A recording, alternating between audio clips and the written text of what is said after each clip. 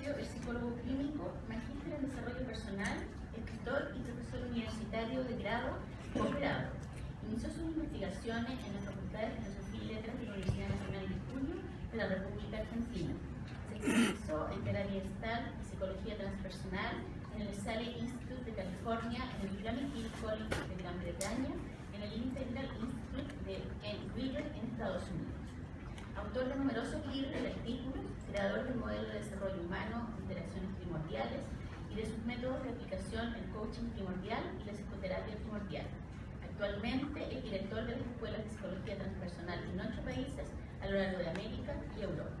Y a continuación, entonces, dejo con ustedes al psicólogo Daniel Taropio, quien nos va a presentar su conferencia titulada El trabajo corporal en psicoterapia transpersonal, aportes del modelo teórico de la danza rítmica.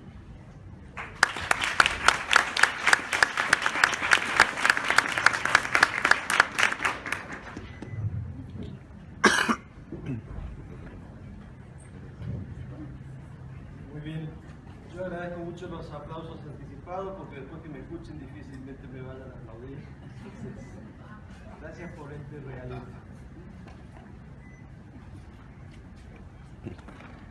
Bueno, muy bien, antes de empezar esta conferencia yo necesito agradecer especialmente a la Universidad del Pacífico, a toda la gente que ha trabajado organizando este evento, especialmente a los que están siempre en el backstage, los que raras veces suben aquí al escenario, porque me consta que ha llevado meses organizar todo esto. Y para mí tiene un valor muy especial este trabajo que han hecho, porque me ha permitido reencontrarme con el Dr. Long después de muchísimos años sin vernos. Conocí a Stan hace muchos años, los dos éramos aún más jóvenes en aquella época, y ese encuentro verdaderamente marcó toda mi vida, no solo por conocer su obra, sus métodos, que creo que solo la historia de la psicología podrá valorar en toda la dimensión que tiene, sino fundamentalmente por haberlo conocido a él como persona. Creo que todos los que estamos aquí compartiendo estos días hemos sido testigos de su sencillez, de su humildad, de su enorme sabiduría, acompañada de esa simpleza, lo cual es una fórmula que no fácilmente se encuentra. Por lo tanto, para mí él es verdaderamente un padre profesional y espiritualmente hablando, entonces es un regalo que me han hecho. Recuerdo que hace como unos 20 años una colega argentina me propuso que asumiéramos el desafío de traer la formación del Dr. Grof aquí a Sudamérica, y como yo era un fanático lector de su obra, me encomendó la tarea de dar conferencias para que la gente conociera aún más sus pensamientos. En una de esas charlas que me tocó venir aquí a Chile, creo que fue a la Universidad de Andrés Bello y algunos otros institutos, al terminar una de esas charlas apareció un joven estudiante de psicología muy apasionado, contándome que estaba fascinado con esto que había escuchado, que él quería conocer a Grof y estudiar, y bueno, con el entusiasmo de esa juventud. Y ese joven es hoy un gran profesional, representa al Grof Transpersonal Training aquí en Sudamérica, y para mí es una enorme alegría ver el enorme camino que ha hecho profesionalmente, ¿no? Por supuesto estoy hablando de Javier Charme, me da mucha emoción. Bueno, muy bien, vamos a hablar un poquito entonces del trabajo corporal en la psicoterapia transpersonal, desde este modelo que hemos llamado interacciones primordiales. Es un modelo de comprensión de la naturaleza humana que se manifiesta en la práctica mediante 3 metodologías que procuran abarcar todas las puertas por las cuales podemos acceder a los procesos de transformación personal y organizacional. Y son la lingüística primordial para trabajar las dimensiones cognitivas, el lenguaje, la meditación orgánica para el trabajo trascendente y la danza primal para el trabajo corporal. En este caso vamos a enfocarnos en el globito de la izquierda y de abajo, que es nuestro modelo de trabajo corporal, para procurar evaluar qué relación hay entre el trabajo corporal y la psicología transpersonal. Muchas personas me preguntan ¿A qué se debe que la psicología transpersonal, siendo que tiene como objetivo básicamente la comprensión de la espiritualidad humana, incluya tanto el trabajo corporal entre sus métodos? Quienes han estado aquí en estos días y han hecho el taller de respiración holotrópica habrán visto que el trabajo corporal es fundamental. Y lo mismo ocurre en este modelo nuestro de interacciones primordiales, que también está enmarcado dentro del movimiento de la psicología transpersonal. La dificultad de entender por qué el trabajo corporal en una psicoterapia transpersonal surge de una concepción, por supuesto, muy dualista de la realidad, en la cual el cuerpo estaría por un lado y el espíritu sería una cosa ajena a la realidad material que andaría por otra parte. Nosotros, por el contrario, consideramos que el cuerpo humano, nuestro propio cuerpo, es quizás el libro sagrado más próximo a nosotros, más inmediato y más incuestionable, porque nadie puede decir que hayan cuerpos apócrifos, ¿sí? No hay duda de que todos los cuerpos humanos han surgido de la misma fuente, de algún origen creador, cualquiera sea la forma en que lo concibamos. Freud decía que los sueños eran la vía regia al inconsciente. Nosotros consideramos que el cuerpo es la vía regia a la espiritualidad. Contrario a lo que por ahí podemos escuchar de que estar en contacto con el cuerpo de alguna manera es incompatible con un camino espiritual. Este modelo, interacciones primordiales, se basa en tres hipótesis centrales. Un problemita que está como demasiado grande la imagen y se está perdiendo parte de la presentación. No sé si los técnicos podrán darnos una mano en esto. Estas tres hipótesis básicas en las cuales se asienta este modelo de trabajo son la herida básica del ser humano contemporáneo, la concepción de la perfección original del ser y la concepción del encuentro humano como el principal factor de sanación en todo tipo de disfunciones o patologías. Cuando hablamos de la herida básica del ser humano, interacciones primordiales, evidentemente es una escuela dentro de la corriente transpersonal, porque plantea que más allá de la infinita variedad de desafíos que los seres humanos estamos enfrentando en esta época, los desastres ecológicos, las crisis políticas, las crisis financieras, económicas, la expansión de la violencia tanto dentro como fuera del hogar, el avance de la corrupción, la expansión de las drogas, es decir, evidentemente son muchos los desafíos que tenemos por delante y afortunadamente son muchas las disciplinas que se encargan de enfrentar cada uno de ellos.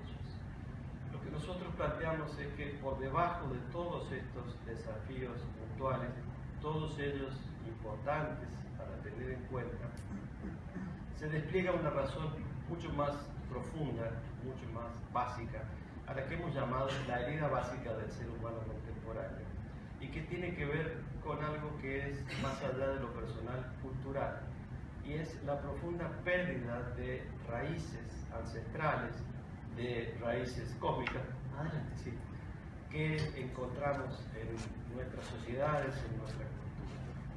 Cualquiera de nosotros que haya viajado a lugares como Isla de Pascua, Machu Picchu, Chichén Itzá, las pirámides de Egipto, los templos orientales, lo que percibimos en todos estos lugares es que estas culturas en su cotidianidad vivían desde una profunda conciencia de relación con el universo. Las ciudades eran diseñadas en función de los ciclos de la luna, de los ciclos solares, estaban en correlación con la época de la cosecha, con la época de la siembra, con los ciclos menstruales femeninos, es decir, la pertenencia universal no era un fenómeno que se experimentaba en algunos rituales, en algunos momentos especiales, sino que solo transitar por las calles evocaba esa conexión cósmica. Es ciertamente muy difícil imaginarnos alguna cultura en la historia humana donde nadie se haya preguntado por el origen de la vida, por el sentido de la existencia, donde nadie se haya planteado de dónde venimos, hacia dónde vamos. Nosotros somos quizás la primera cultura en la historia humana donde esa pregunta ha sido desacreditada al punto de considerar un enfermo a quien se la realiza. ¿Sí?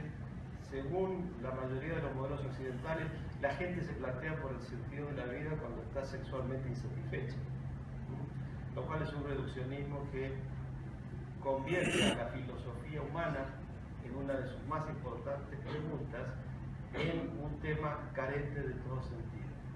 Cuando en realidad, si nosotros hacemos un poco de memoria, la pregunta por el significado profundo de la existencia aparece aproximadamente a los 4 o 5 años. Así, no necesitamos estudiar filosofía ni ser psicólogos transpersonales. Los niños de 4 años empiezan a preguntar, ¿qué es esto? ¿De dónde viene la vida?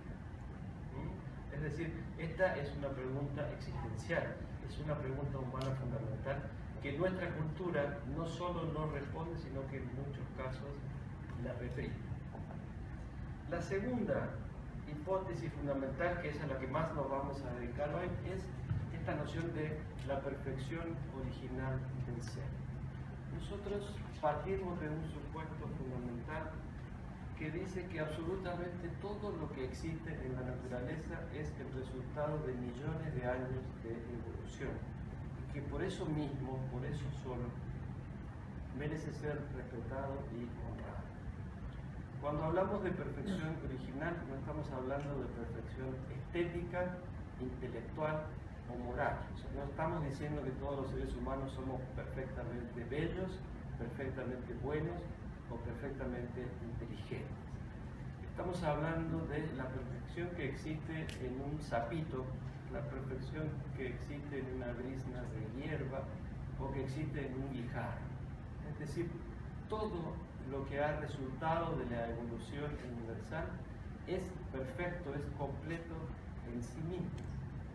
Y por lo tanto no hay mayor desafío, no solo para la psicoterapia, sino para la educación, para la política incluso, que crear instituciones donde esa perfección original sea respetada y se le permita desenvolverse.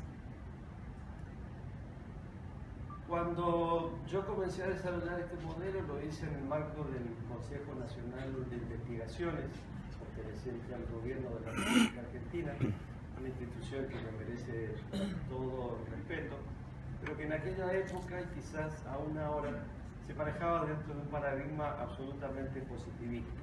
Es decir, era imposible hacer cualquier tipo de afirmación si eso no era demostrado empíricamente, y entendiendo por empírico todo lo que venga de la física, de la biología o de la matemática. Es decir, no había mucho espacio para las llamadas ciencias blancas. Por lo tanto, desde los comienzos de mi investigación, hace ya 30 años, estuve marcado por esta necesidad de al menos buscar alguna forma de referentes dentro de las ciencias llamadas duras acerca de lo que yo estaba postulando con este principio de la perfección original. Por lo tanto, empecé a buscar en la física, en la biología, en la matemática, algún tipo de, por lo menos, intuiciones, si bien no demostraciones absolutas, de que podíamos sostener que éramos los seres humanos completos, perfectos. Eso significa perfecto, algo que está completo en sí mismo, desde una mirada sostenida por las ciencias duras. Por lo tanto, empecé a explorar en la física y encontré que más allá de los autores y las distintas teorías, la física estaba avanzando inexorablemente hacia una concepción del universo cada vez menos centrada en la masa, cada vez más centrada en la energía y poco a poco cada vez más centrada en comprender al universo como un fenómeno básicamente vibratorio.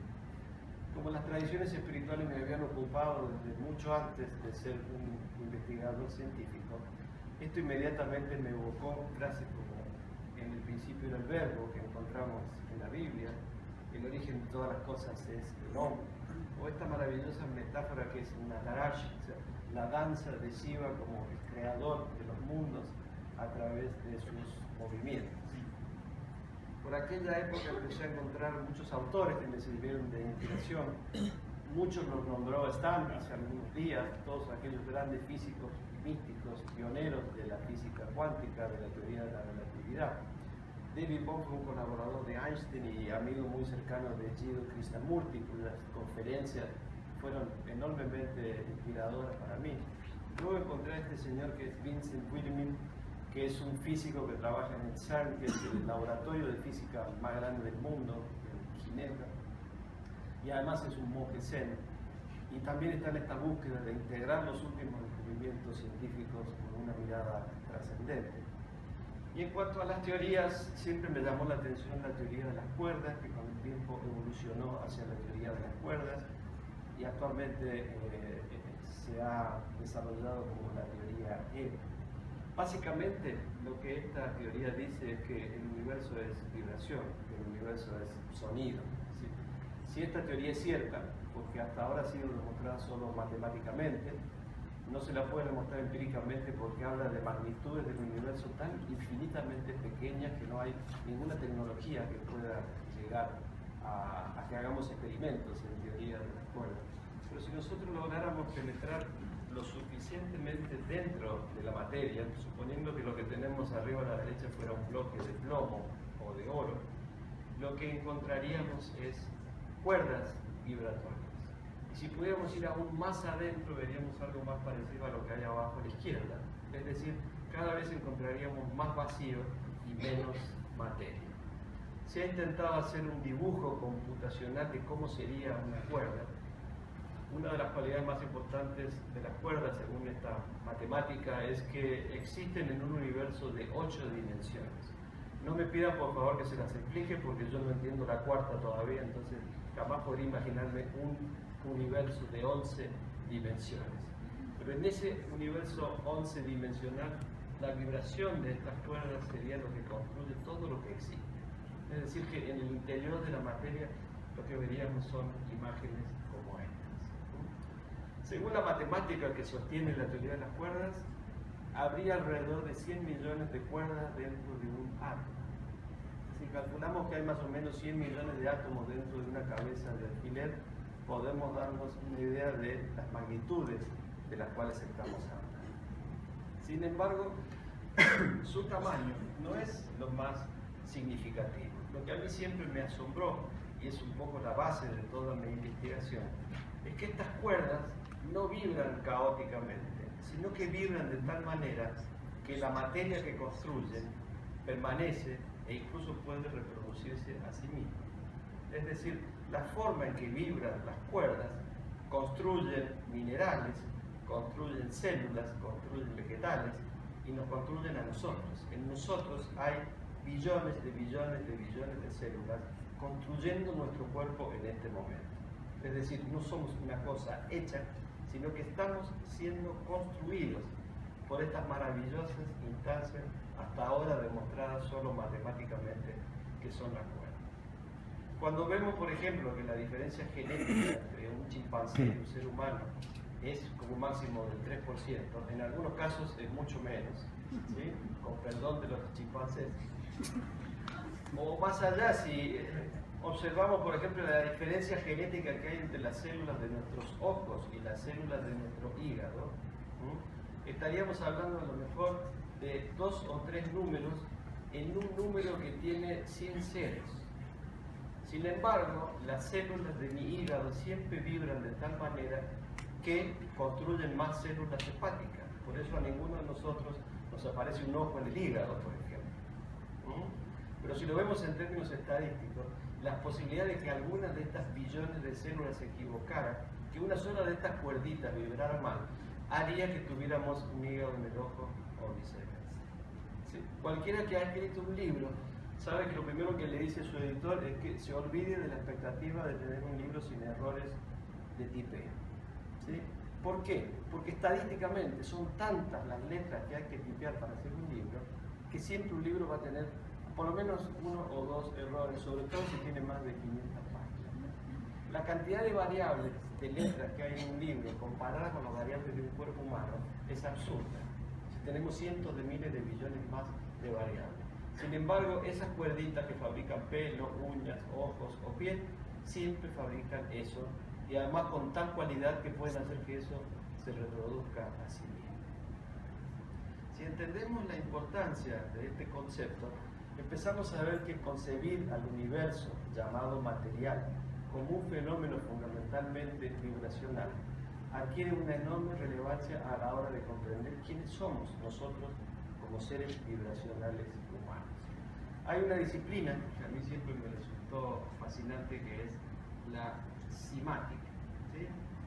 La simática viene de sima, que quiere decir onda en griego, y es una disciplina que procura demostrar el efecto que producen los fenómenos vibracionales sobre la materia. Un tema que fascina a los simáticos es por qué las tortugas tienen forma de tortugas y por qué los caparazones de las tortugas tienen formas geométricas. Este señor Chladni fue el primero en descubrir esto cuando empezó a mover una cuerda sobre una placa metálica sobre la cual había depositado partículas de arena muy finas. Y observó que cuando esta placa vibraba, no simplemente movía la arena, sino que la arena empezaba a adoptar formas increíblemente complejas, simétricas, geométricas y en muchos casos de una extraordinaria belleza. Posteriormente se empezaron a hacer experimentos similares, pero ya con generadores de ondas de frecuencia, y por lo tanto se pudo avanzar en un nivel mucho más complejo. Y este señor que estamos viendo acá es un alemán que además es fotógrafo y empezó a desarrollar experimentos mucho más avanzados con generadores de frecuencias mucho más altas, lo cual permite producir formas muchísimo más complejas que las que obtenía este músico italiano hace ya varios siglos. Aquí en esta película, no por casualidad tiene esta estatuilla de Shiva allí arriba, podemos ver cómo en la medida en que se aumentan las frecuencias, los patrones en los cuales la arena, que es un mineral aparentemente sin vida, comienza a organizarse de formas más y más complejas. Observen esto.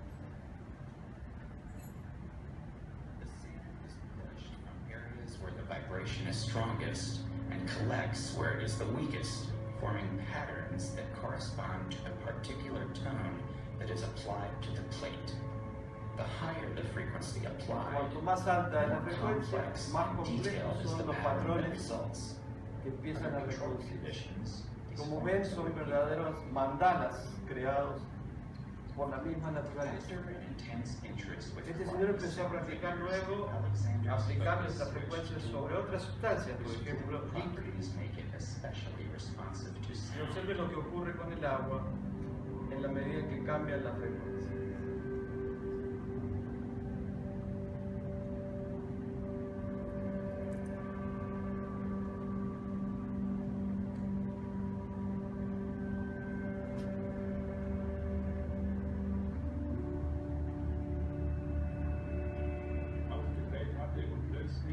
Cuando comprendemos que estamos hechos en un 70% de agua, vemos la importancia que tiene la calidad vibracional en la cual cada uno de nosotros vibra y la calidad vibracional de los ambientes que nos rodean. Esto que estamos haciendo en laboratorios ocurre en la naturaleza misma. Si observamos las flores, si observamos las tortugas, si observamos la piel de cebras, de leopardo, empezamos a ver que hay patrones, que hay configuraciones, que con una increíble creatividad se reproducen. Y esto nuevamente nos conecta con la danza de Shiva, de la cual hablábamos al comienzo. Cómo la cualidad vibracional del universo es quizás el nivel de investigación más apasionante al que estamos llegando en la actualidad. Vemos que esto ocurre en el reino mineral. ¿Por qué los cristales de cuarzo adoptan formas piramidales? Cambian los colores, las formas. Esto es un copo de nieve, no es una joya de Swarovski, ¿sí? Aunque parece. A lo largo de la historia nunca se han descubierto dos copos de nieves iguales. No sabemos si existen, pero no se ha podido descubrir dos. Lo que nos muestra la infinita creatividad que tiene esta cualidad vibracional del universo. Este no es un muestrario de joyas, ¿sí? Son todos copos de nieve. Y esto nos conecta también con la biología. Hay un señor muy criticado, muy controvertido, sobre todo desde el positivismo.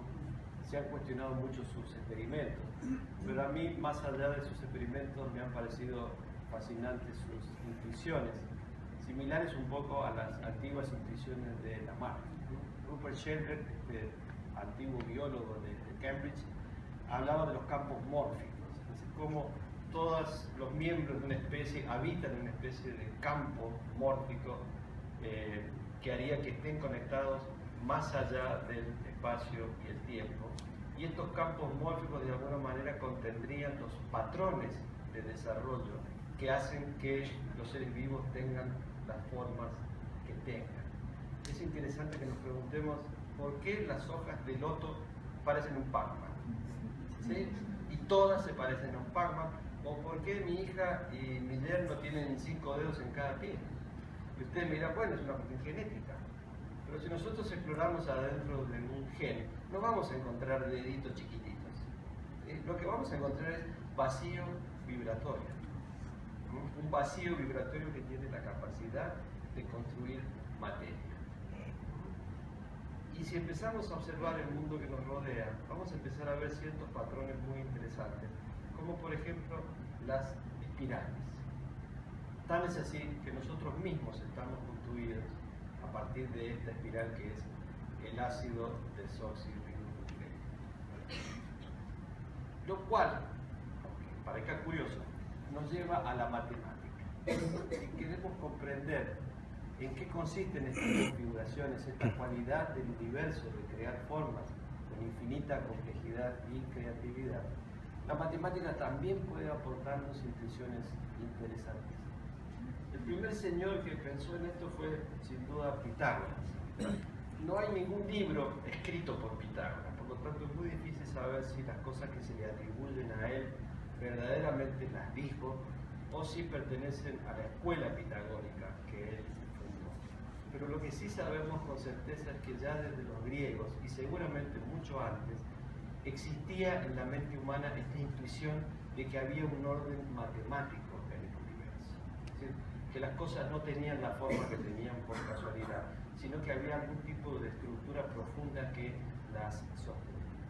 Muchos siglos después, Leonardo de Pisa, más conocido como Fibonacci, porque su papá le decían Bonacci porque era bueno y él era el hijo, entonces el filio de Fibonacci se llamó Fibonacci. Y este papá fue muy importante porque como era un mercader, llevaba a su hijo en sus viajes y le permitió a Leonardo conocer el sistema arábigo. Si no fuera por Leonardo de Pisa, nosotros tendríamos computadoras que tendrían que calcular con números romanos, lo cual sería imposible. Es decir, no existiría la computación si no fuera por este señor que llevó la numeración arábiga a Europa. Y haciendo una investigación muy curiosa acerca de cuántos conejos podría tener yo si tuviera un conejo y una coneja a lo largo del tiempo, descubrió algo maravilloso en la matemática que es la sucesión Fibonacci. Se las voy a mostrar en un video para que sea más fácil. También llamado Fibonacci, fue un matemático italiano que vivió entre 1170 y 1250 y fue el autor de la posteriormente denominada sucesión que lleva su nombre. Fibonacci explicó el desarrollo de fenómenos naturales de crecimiento a través de una secuencia numérica. Esta secuencia se genera sumando dos números consecutivos para obtener el siguiente. Por ejemplo, la sucesión comienza por el número 1. Para saber el siguiente número de la secuencia hay que sumarle el anterior, 0. Entonces, 1 más 0 es igual a 1. El siguiente surge de 1 más 1, o sea 2. El siguiente es la suma de 2 más 1, 3. 3 más 2, 5. 5 más 3, 8. Y así sucesivamente hasta el infinito. Los números de Fibonacci poseen varias propiedades interesantes. Las ramas y las hojas de las plantas se distribuyen buscando siempre recibir el máximo de luz para cada una de ellas. Por eso, ninguna hoja nace justo en la vertical de la anterior. En general, las hojas nacen siguiendo una espiral alrededor del tallo. Si a una hoja de la base del tallo le asignáramos el número 0, y luego contáramos cuántas hojas hay en el tallo hasta encontrarnos directamente sobre la hoja 0, veremos que en la mayoría de las plantas este número pertenece a la sucesión de Fibonacci, como así también el número de vueltas dadas hasta encontrar la superposición. La flor del girasol, por ejemplo, tiene 21 espirales que van en una dirección y 34 que van en la otra. Ambos son números consecutivos de Fibonacci. El largo de las falanges también respeta la sucesión, como así también los brazos en espiral de las galaxias. Quizás una de las más curiosas es que el cociente de los números consecutivos de la secuencia se aproxima al llamado número de oro. Este número, descubierto por los renacentistas, tiene un valor de 1,618 y se lo consideraba el ideal de la belleza. Un objeto que tuviese esta proporción era estéticamente más agradable que uno que no lo hiciese. Por ejemplo, la proporción ideal de un ser humano se cumplía si la proporción entre su altura y la altura de su ombligo era la del número de oro. La sucesión también está presente en el arte, en la relación entre las partes del Partenón, en los objetos y personas que aparecen en las obras de Miguel Ángel Da Vinci, y en las estructuras formales de las sonatas de Mozart y en la Quinta Sinfonía de Beethoven. La espiral de crecimiento básica del reino animal responde a la espiral de Durero, que está generada a partir de la secuencia de Fibonacci. La secuencia también está presente en el mercado bursátil, buscando predecir rangos de precios objetivos a los que debiera llegar una acción cuando se encuentra en una determinada tendencia. Somos explainers. Muy bien. Creo yo que uno tiene que tener una mente muy obtusa para ver esta cualidad matemática, incluso dentro del reino natural, y no tener al menos una pequeña cosquillita en la guata que le diga, ¿qué me estará diciendo? ¿Sí? ¿Qué hay en el corazón de la materia? La ciencia positivista afirma de que todas las maravillas que vemos a nuestro alrededor, desde el origen del universo hasta la Quinta Sinfonía de Beethoven, son simplemente un revoltijo de átomos, ¿sí? Átomos y tiempo. Si yo le doy el tiempo suficiente y meto un montón de notas y las revuelvo, va a salir la misa en si menor de bajo, ¿sí? O va a aparecer alguna obra de Shakespeare si revuelvo letras. Es decir, de alguna manera los dioses de la ciencia moderna son el azar y la casualidad. No hay ningún principio, no hay ninguna inteligencia, no hay nada que tenga un sentido de sí mismo. Todo ocurre porque sí. Pero lo cierto es que si miramos a nuestro alrededor, si observamos esto y vemos que no solo es bello, no solo es armónico, no solo es una expresión de creatividad, sino que además hay una configuración matemática en las vueltitas, la distancia, el tamaño y la configuración que tiene un girasol. Si vemos la presencia de los espirales en infinidad de seres vivientes, ¿sí? Observamos esto. Es muy difícil no tener la intuición de que hay alguna forma de tendencia a configurarse, a crear, a manifestarse, incluso con belleza, por lo menos desde la mirada humana, en el universo. ¿Sí? Vemos esto incluso en los fenómenos climáticos. Uno puede encontrar la secuencia Fibonacci en la forma en que se organiza, por ejemplo, un ciclón, o las espirales de la aurora boreal, o en los fractales, que son dibujos hechos por computadoras a partir de fórmulas matemáticas. Es decir, miremos a donde miremos, vamos a encontrar configuraciones, vamos a encontrar alguna forma de orden. De hecho, nuestra propia galaxia es una espiral cuyos brazos se extienden siguiendo la secuencia Fibonacci. Entonces, si yo puedo encontrar algo en una galaxia, lo puedo encontrar en un coliflor, lo puedo encontrar en la piel de una pantera y lo puedo encontrar en el ADN humano, es muy difícil no intuir que hay algo allí que esconde algún tipo de mensaje. Y ese mensaje está en lo profundo de nuestra corporalidad. Ustedes observen que la secuencia Fibonacci permite también construir figuras geométricas. Y no es casualidad que esta es una galaxia, esto es un embrión humano, esto es una planta y esto es un caracol. Esto no podemos tomarlo como ejemplo porque no sabemos de dónde viene todavía, no se ha podido descubrir quién es o qué es lo que hace este tipo de figuras, pero sí vemos espirales, espirales, espirales y secuencias matemáticas repitiéndose permanentemente. Es decir, ya sea que hablemos de cristales, de copos de nieve, de animales, de montañas, de planetas o de galaxias, permanentemente vamos a ver esta tendencia creativa a desarrollar configuraciones. Todo reproduce configuraciones universales. Esto significa que la pequeñez de las cuerdas o de las supercuerdas es lo menos importante que tienen. Lo verdaderamente maravilloso es a dónde conservan la memoria, la sabiduría que les permite fabricar todo lo que fabrican en el mundo material. Vamos a ver un video ahora cuyo autor le tengo una profunda envidia, porque este hombre ha podido decir en 3 minutos lo que a mí me ha llevado 30 años escribiendo libros. ¿Sí? Tiene la ventaja de que en vez de escritor es un artista. Y yo siento profunda envidia por los artistas, porque tienen esa capacidad de sintetizar enormes cantidades de información en pocos segundos y dejar el mensaje mucho más claro. Este hermoso video que se llama Nature by Numbers muestra la secuencia de Fibonacci en la biología.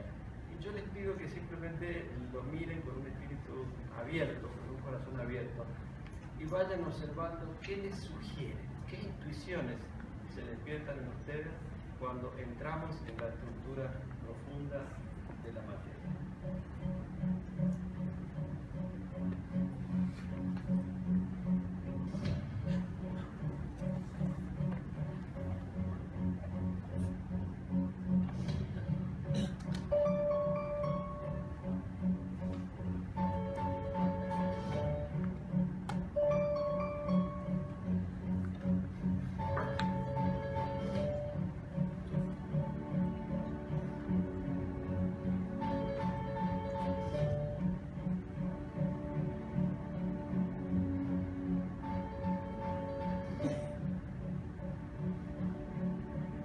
Un poquito más de volumen, por favor.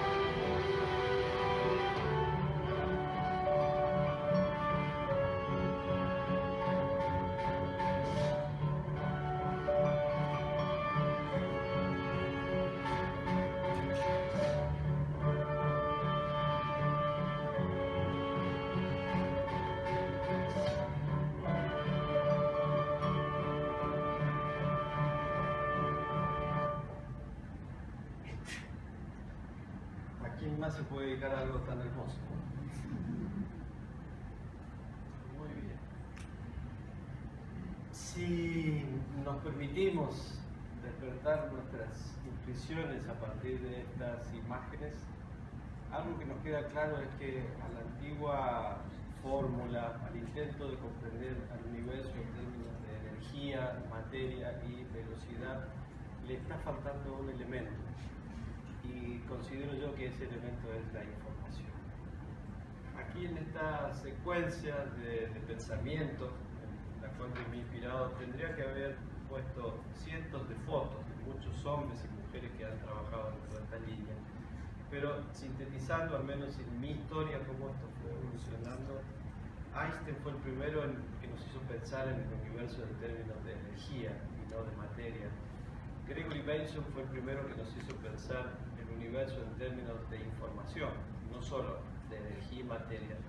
Y nuestro querido Stan fue el primero que se animó a decir, si decimos información, ¿por qué no decir conciencia? Con lo cual estamos cerrando un círculo de miles de años de grandes hombres y mujeres que nos han dicho que el fundamento del universo es la conciencia. Dentro de la física mecánica esto podría parecer irracional, pero dentro de la mecánica cuántica, de la teoría de la relatividad, de la teoría M y de todos estos fenómenos en los que vemos cómo la materia está constituida por algo que la hace vibrar, cambiar de formas y reproducirse, plantear que la conciencia es el fundamento del universo, que de ninguna manera podemos entenderla como una secreción del cerebro, algo de lo cual también habló Stan hace 3 días aquí, ya no parece ser algo tan descabellado. Esto otorga a la psicología transpersonal una enorme responsabilidad en el marco de las ciencias contemporáneas, porque si de alguna manera podemos, aunque sea profetizar, porque esto no está demostrado, que la física avanza cada vez más hacia una concepción vibracional del universo, y nosotros estamos viendo que esas vibraciones no son casuales, no son caóticas, sino que hay alguna forma de inteligencia que hace que las cuerdas vibren y creen la materia como la crean. Entonces, los psicólogos transpersonales, que somos los investigadores de la conciencia misma, estamos un poco en el núcleo del gran desafío que enfrenta la ciencia en este momento. Nosotros somos los investigadores de aquello que aún los no psicólogos están empezando a afirmar que parece ser el fundamento del universo. Entonces, el desafío que tenemos por delante es enorme, trasciende al tema de la psicoterapia. Comprender la naturaleza vibratoria, configuradora y matemática del universo me llevó a desarrollar este concepto al que llamé el flujo primordial. Es decir, entiendo al fundamento del universo como una corriente, como un flujo de vida, de materia, de energía y de conciencia, con la asombrosa capacidad de reproducir infinitas formas en una creatividad inconmensurable. Es decir, el flujo primordial del universo es ese movimiento vibratorio que produce galaxias, sistemas solares, planetas, sistemas ecológicos, seres vivos. Es decir, nosotros somos ese flujo primordial manifestado. Y recordando lo que decían esta mañana Humberto y Jimena, nuestra perfección original es esa hechura que decía Jimena, ¿se acuerdan? Estamos hechos, ¿sí?, de esta perfección que busca manifestarse plenamente a lo largo de nuestra vida.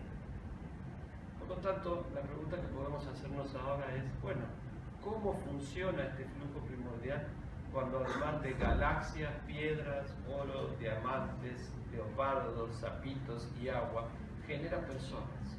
Porque nosotros somos eso, somos una versión más del flujo primordial en esta peculiar configuración que es la humanidad. Según veíamos recién en este video, esta estructura matemática de la secuencia Fibonacci funciona también en nosotros. Esto de 1 más 2, 3, 3 más 2, 5, 5 más 3, 8, 8 más 5, etcétera, etcétera, etcétera, se da también en nuestro propio cuerpo. Esto fue lo que inspiró a Leonardo para este famoso dibujo de Vitruvio. La secuencia Fibonacci se da en la relación de las falanges de nuestros dedos, de los dedos con la mano, de la mano con el antebrazo y el brazo, de la cabeza con el resto del cuerpo. Es decir, la matemática del universo está operando en nosotros. Nosotros planteamos que la forma que adopta este flujo primordial universal en cada ser humano se manifiesta en esto que hemos llamado el núcleo primordial. Es decir, cada uno de nosotros contiene una información primordial que va a pulsar, va a pujar para poder manifestarse a lo largo de nuestra vida como cualquier ser vivo. Es fundamental que entendamos que este núcleo primordial, que es lo mismo que decir nuestra perfección original, es un campo dinámico, orgánico, viviente, de potencialidades que están esperando permanentemente su oportunidad para manifestarse, para desplegarse. Es decir, una vida bien vivida es una vida en la cual nuestro núcleo primordial pudo desplegarse en el mayor grado posible. Por supuesto, esto va a depender también de las condiciones socioculturales en las cuales nos toque desplegar nuestro núcleo primordial. Dentro de este núcleo primordial, además de una increíble cantidad de información genética, nosotros consideramos que existen los patrones básicos de capacidades que en el contacto con la cultura se van a convertir en capacidades psicosociales. Y hemos distinguido 7 capacidades fundamentales que estarían en este núcleo primordial que esperan ser desarrolladas. Estas capacidades primordiales son formas potenciales, es decir, de ninguna manera estamos diciendo que el núcleo primordial es un programa que viene grabado en nosotros y que simplemente tenemos que reproducirlo. Es decir, no somos computadoras en las cuales se incorpora un chip que ya sabe lo que tiene que hacer, sino que somos un campo vivo de potencialidades que, como se puede apreciar en esta foto, ¿sí?, o en esta también, integra lo cósmico, ¿sí?, lo genético y lo específicamente humano, que implica, por supuesto, lo social y lo cultural. Es decir, el núcleo primordial es la forma que lo cósmico adopta en nosotros en su búsqueda de manifestación. Y en todas estas fotos podemos ver esa misma idea. Lo cósmico convertido en información genética. Es fundamental no considerar que esto es un planteo esencialista, es decir, que estamos dando una definición de lo que es ser un ser humano y que aquel que no se adapte a ella ya no es un ser humano, porque el esencialismo siempre ha llevado de alguna u otra manera a sostener dictaduras, ¿sí? Cuando yo digo la esencia del ser humano es tal cosa, aquel que no se adapta a esta esencia puede ser considerado no humano. Y ya sabemos lo que pasa en nuestra sociedad cuando alguien es considerado menos humano. El núcleo primordial, por el contrario, es un campo viviente. Y la gran responsabilidad de toda persona es cómo va a administrar esas potencialidades, de qué manera las va a manifestar. Es similar, si ustedes quieren, a la parábola de cuando Jesús hablaba de aquello con lo que veníamos al mundo. ¿Sí? Seguramente los que han leído el Nuevo Testamento la conocen. ¿Sí? ¿Qué traje al mundo y qué voy a hacer? ¿Qué responsabilidad voy a asumir con estos dones que la vida me ha dado? Y por supuesto, la gran responsabilidad de todo modelo educativo, terapéutico o social es permitir que esa perfección original se manifieste.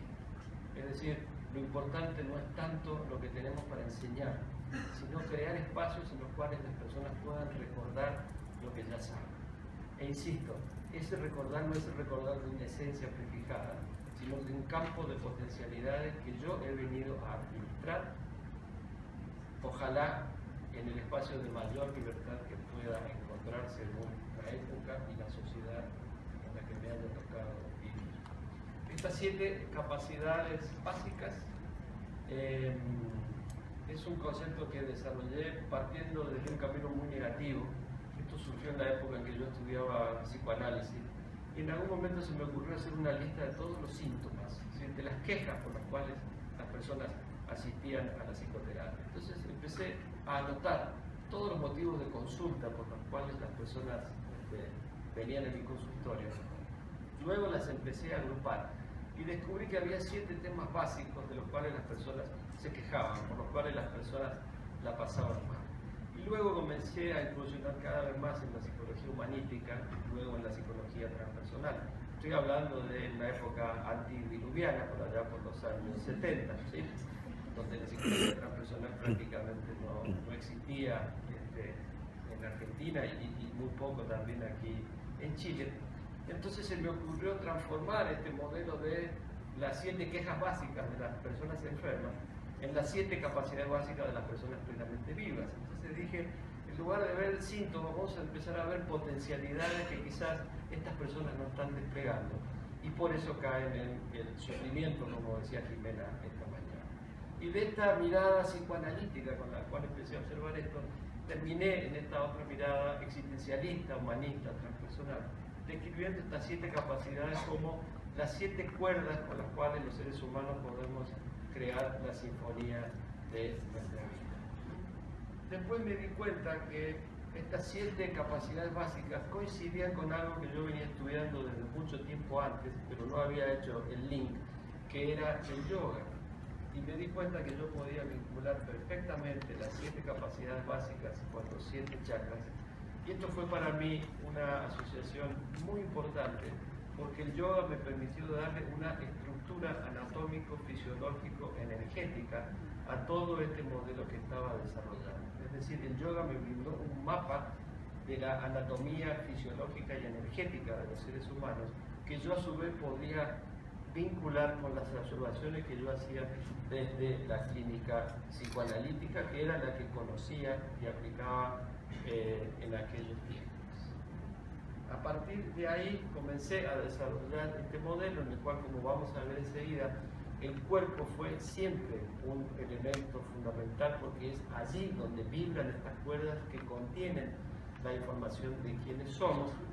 Y este mandala de sí mismo es un poco una síntesis de todo mi pensamiento, que por cuestiones de tiempo no podré desarrollar acá, pero básicamente plantea que en la estructura vibratoria de nuestro cuerpo está la información de estas 7 capacidades básicas.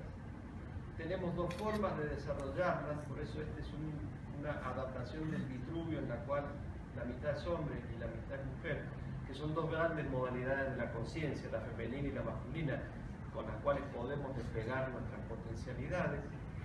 En el caso de la patología, siempre una de estas modalidades está exacerbada. Somos exageradamente conciencia femenina o exageradamente conciencia masculina. Y en muy pocos casos excepcionales, estas 2 formas de concebir la realidad, que están representadas en nuestros 2 hemisferios cerebrales, actúan en armonía.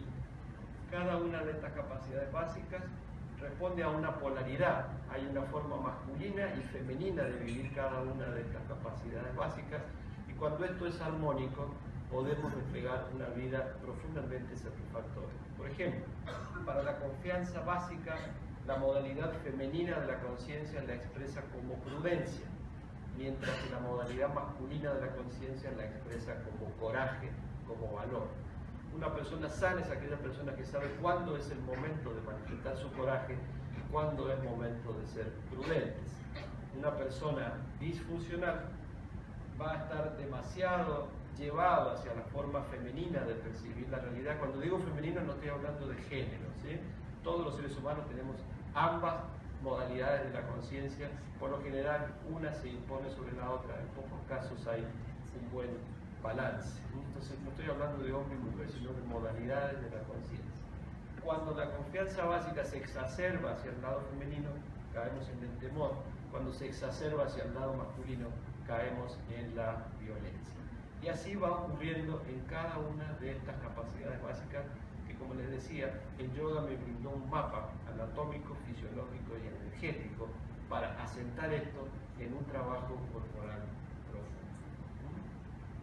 La gran pregunta entonces a partir de este modelo teórico es si existe en nosotros este núcleo primordial, esta perfección original. ¿Qué nos pasa que en general no vivimos en contacto con esta conciencia cósmica? Por el contrario, nos experimentamos a nosotros mismos como seres aislados, alienados, solitarios. Vemos al universo como un misterio que nos atemoriza a tal punto que incluso todo lo que está fuera de la piel, como decía Alan Watts, ¿no? El ego en su cápsula de piel nos resulta ajeno. Pocas son las personas que pueden experimentar esto que Jimena decía en la mañana, conectarnos con nuestro centro, permitir que la conciencia se expanda y sentirnos verdaderamente en profundo estado de unidad con todo lo que nos rodea. Nuestro núcleo primordial contiene la información para que esta conciencia cósmica se exprese en plenitud. Sin embargo, no es así como vivimos. Entonces la pregunta es, ¿cómo recuperamos esta memoria cósmica, esta memoria de lo primordial? Para eso hemos desarrollado 3 métodos, como les decía al comienzo. Uno es lingüístico, el otro es meditativo, el otro es corporal. La danza primal, que es el método corporal del modelo de interacciones primordiales, procura recuperar esta memoria mediante posturas, gestos, movimientos, sonidos, patrones respiratorios e imágenes primordiales. ¿Qué quiere decir esto? Que si esta memoria viene genéticamente, ¿sí?, hacia nosotros, es el mismo cuerpo el que puede recordar. Una persona que se considera a sí misma incapaz de pararse frente a otro y ponerle un límite, puede haber olvidado esto a nivel cognitivo y del lenguaje, pero en algún lugar de su cuerpo esa memoria sigue existiendo. Una mujer que ha crecido en un ambiente muy represivo y considera que ya no puede moverse con gracia, porque le han dicho que moverse con gracia es signo de inmoralidad, en algún lugar de su cuerpo todavía conserva la sensualidad. Un hombre que siente que ya no puede ser viril porque fue violentado en su infancia y de alguna manera se quebró su confianza, en algún lugar de su genética conserva esta memoria. ¿Cuál es el principio metodológico de la danza primal? Que si yo adopto una postura de algo que creo que ya no sé hacer, si adopto la gestualidad de un comportamiento que creo que ya no tengo, si acompaño eso de un patrón respiratorio específico, si libero determinados sonidos y eso además lo enriquezco con alguna imagen arquetípica evocadora, esa memoria que ha quedado inhibida en mí se va a empezar a activar y yo voy a poder recuperar mis 7 capacidades básicas, que van desde la confianza de poder pararme frente a la vida hasta acceder a la conciencia cósmica de una manera vivencial, no como una creencia, sino como una experiencia inmediata. Lo que busca entonces la danza primal mediante estas posturas, estos gestos, estos movimientos, tiene un fundamento anatomofisiológico, es decir, estimular determinados neurotransmisores, determinadas secreciones glandulares, activar circuitos neuronales que nos conectan con potencialidades que creíamos perdidas. Esto nos permite ver transformaciones verdaderamente dramáticas, extraordinarias en personas que llegan a nuestros cursos en actitudes pasivas, sumisas, que sienten que han perdido el contacto con su ser vital y que en un tiempo extraordinariamente corto pueden pararse frente a la vida, descubrir nuevamente su capacidad de gozo, volver a experimentar plenamente su emocionalidad, liberar su afectividad y enriquecer sus vínculos, activar su inteligencia existencial, que es la inteligencia para ser felices, no la inteligencia para hacer cálculos matemáticos, su intuición y su capacidad de trascendencia, que son estas 7 capacidades potenciales que siguen actuando dentro nuestro, aunque en algún momento podamos creer que las hemos perdido. Es muy importante saber que la danza primal no es un baile. La palabra danza es simplemente una metáfora que tiene que ver con el origen, si se quiere, shivaísta de este modelo y del Nakarashi. Pero de ninguna manera un curso de danza primal consiste en aprender pasos, coreografías, ningún tipo de movimientos prefabricados, sino todo lo contrario. De hecho, los peores alumnos que tenemos en danza primal son los bailarines, ¿sí? Porque con mucho dolor nos confiesan que han perdido la capacidad de moverse con espontaneidad. Se mueven bonito, pero no son ellos mismos cuando se mueven, ¿sí? Y los segundos peores alumnos que tenemos son los psicólogos, ¿sí? ¿Sí?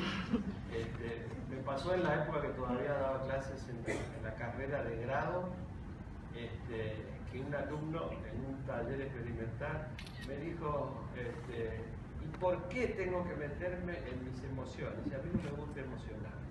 Entonces yo le dije, mire, joven, un psicólogo que le tiene miedo a las emociones es como un médico que le tiene asco a la sangre. Es decir, si usted no puede ver sangre, no puede ser médico. Y si usted no puede convivir con sus emociones, no puede ser psicólogo. Porque la psicología básicamente es la comprensión de la emocionalidad humana, que es la gran maravilla de los seres humanos.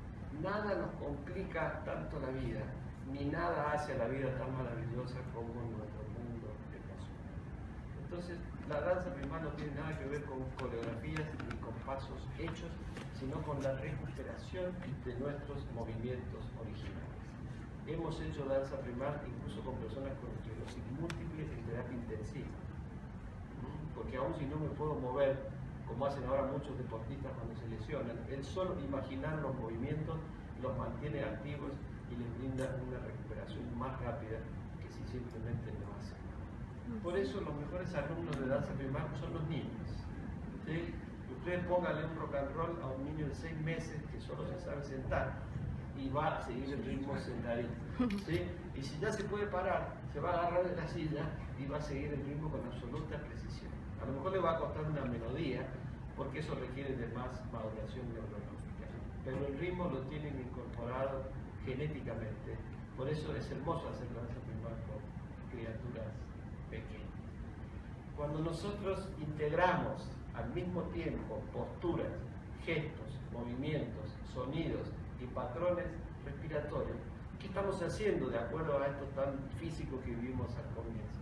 Estamos reactivando la memoria de estas cuerdas que siguen estando en nosotros, esperando la oportunidad de liberar su sinfonía.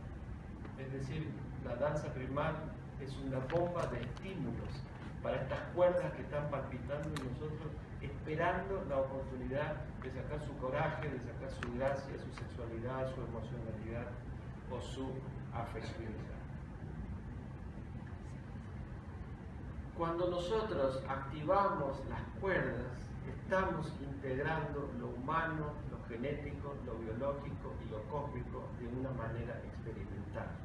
Cuando yo puedo sentir que en mí vibra la historia del universo, la conciencia cósmica deja de ser una idea romántica, una metáfora bonita. Cuando esto nos ocurre, algo que muchas personas pueden experimentar de manera espontánea, como nos contaba muy bien Stan el otro día, ayer, cuando le preguntaron a Jung si creía en Dios, y dijo, yo no creo, yo sé. ¿Sí? Cuando esto ocurre, la conciencia cósmica es una experiencia profunda e irrefutable. No me hace falta demostrarla científicamente porque estoy pasando por ella cada vez que me conecto con mi ser. Entonces, en un grupo de danza primal ocurre esto. ¿Sí? Las personas se encuentran y desarrollan una configuración activando esas memorias de configuraciones cósmicas que traen a la vida desde aún antes de su concepción. ¿Cuáles son los efectos del trabajo corporal en psicoterapia transpersonal? Integrando todos estos elementos nos resulta muy simple entonces entender cómo el trabajo corporal incrementa nuestra sensibilidad. Desde el trabajo corporal estamos más vivos porque estamos en contacto con nuestra naturaleza orgánica.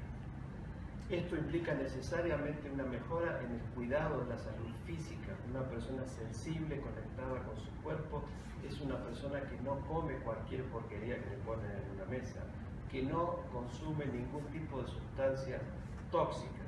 Cuando digo sustancias tóxicas, estoy hablando de todas aquellas que se venden libremente, como el alcohol y los cigarrillos. Hay un mayor contacto con los procesos internos. Sé lo que me pasa, sé lo que quiero, sé lo que necesito y lo hago. Como decían los antiguos maestros taoístas cuando le preguntaban en qué consistía la iluminación. Decían, cuando tengo hambre como, cuando tengo sueño duermo. Es decir, vivir en nuestro centro vibracional permanentemente. Hay una disminución, por supuesto, de la disociación mente-cuerpo, porque aprendemos a contactar y liberar nuestras emociones con lo cual le perdemos miedo a lo que está pasando adentro.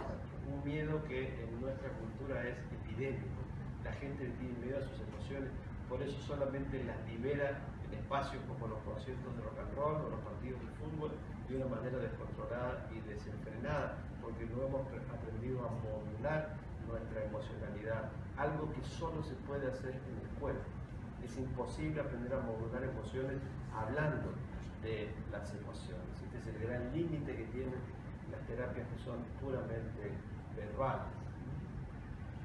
Hay un aumento de los insights. Cuanto más contactado estoy con mi cuerpo, más me abro a recordar sueños, a saber qué me pasa en determinadas situaciones, a activar memorias traumáticas.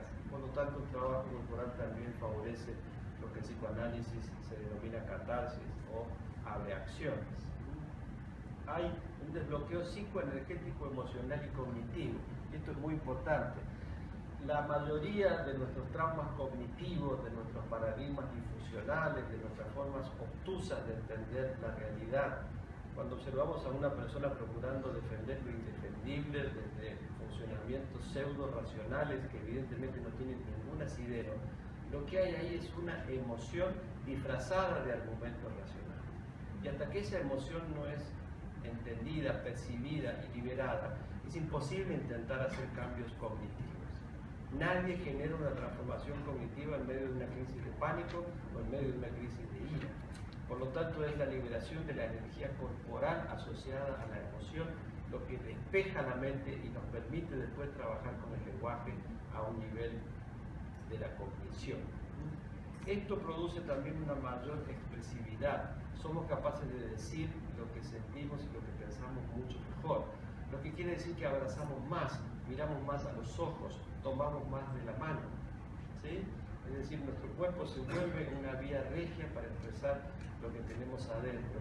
Y esto indefectiblemente mejora nuestra capacidad de vincularnos. Cuando dejamos de reprimir la expresión del afecto, nuestros vínculos se enriquecen cuando ya existen o se hacen más posibles. Veo gente ya que se están entusiasmando con el relato y me alegra mucho. Si ya veo besitos y cariñitos por ahí, eso me hace muy feliz. Me inspiran esos gestos durante las conferencias. Accedemos también a las dimensiones energéticas y sutiles de la realidad interna y externa. ¿Sí? Cuando vinculamos la danza primal con la meditación orgánica, que simplemente consiste en percibir esta energía vibratoria que está construyendo nuestro ser en todo momento, se nos hace mucho más accesible la experiencia de la unidad esencial que mantenemos con todo lo que existe.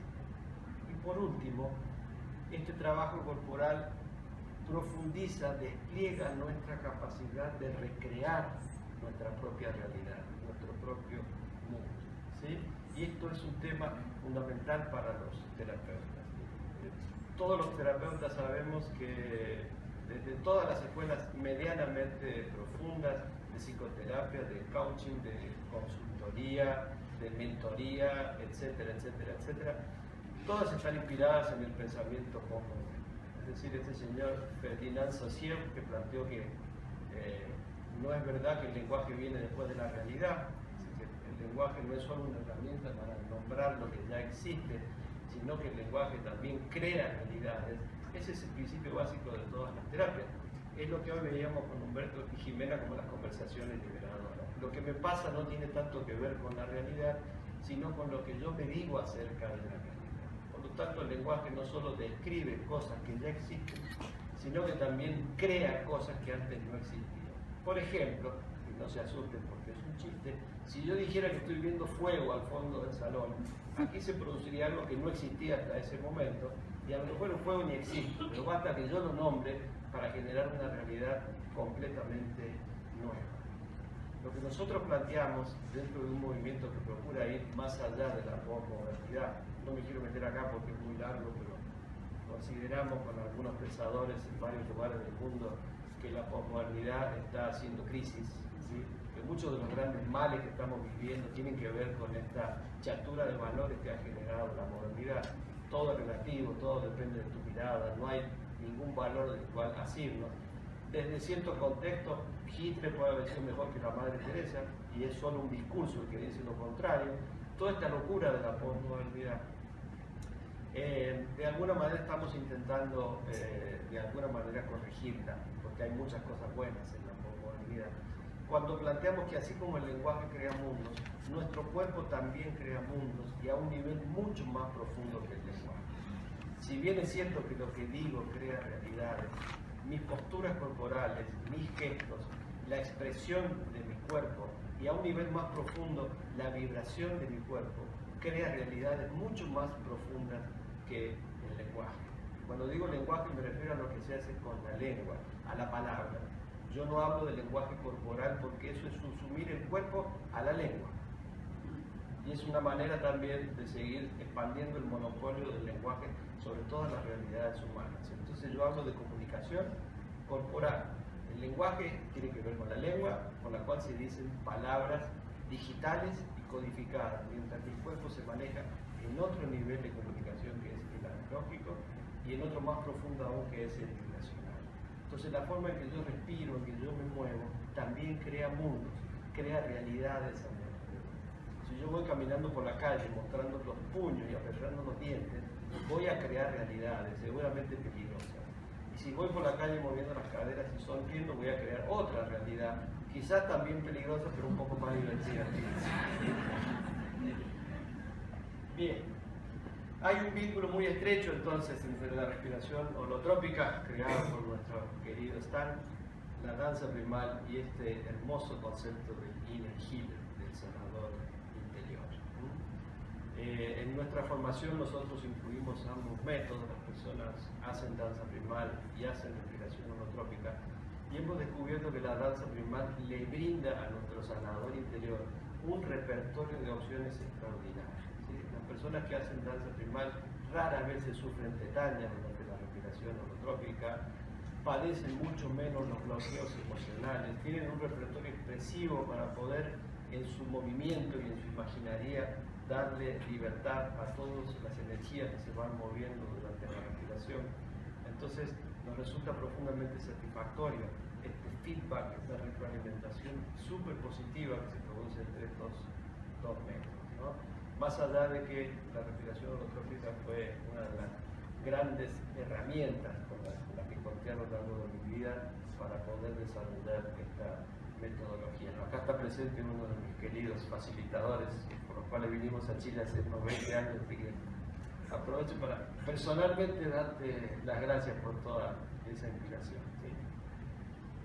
Bien, vamos a ver ahora un video que nos va a mostrar hasta qué punto la síntesis entre cuerpo, movimiento y creatividad puede ayudarnos a transformar nuestra realidad. Esto que vamos a ver es un video artístico, no es un video científico como los anteriores. Y les aclaro que no tiene ningún tipo de truco fílmico, ¿sí? Esto no está photoshopeado, no hay montaje, esto está filmado en vivo. Ojalá si tuviéramos más volumen sería extraordinario. Observen la relación entre lo vibracional, el cuerpo y los elementos de la materia.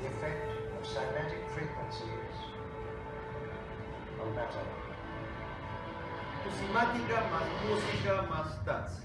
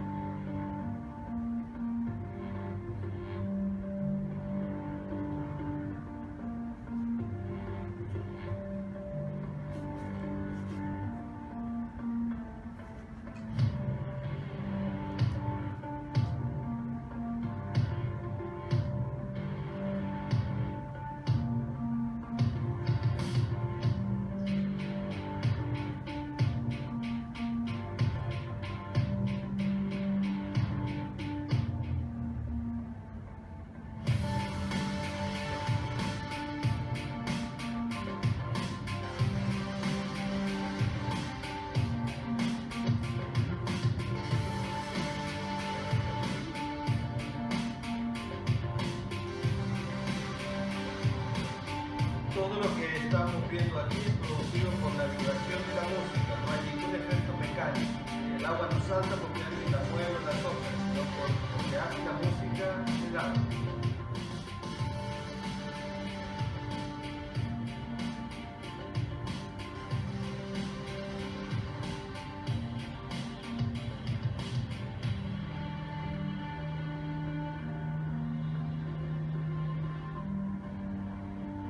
En este caso.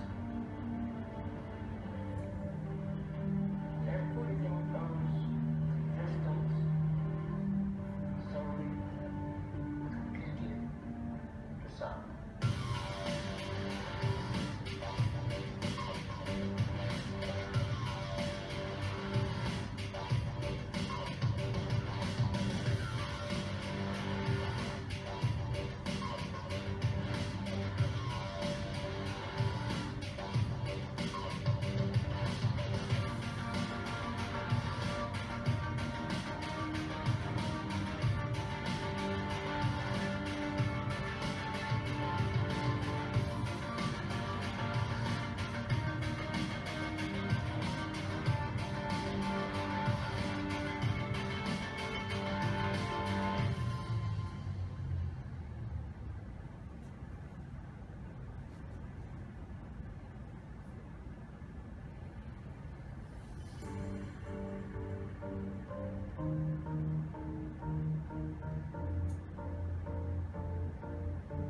Ahí no es que las teclas aumenten la cantidad de gas que sale, ¿sí? Sino lo que hace la vibración de la música en el cuerpo.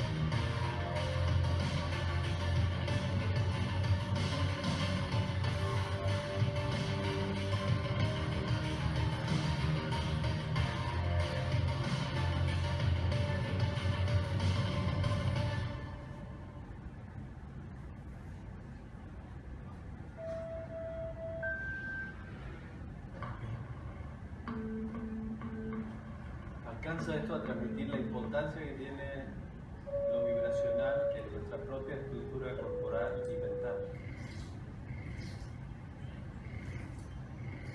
Somos 70% de eso que estaría ahí.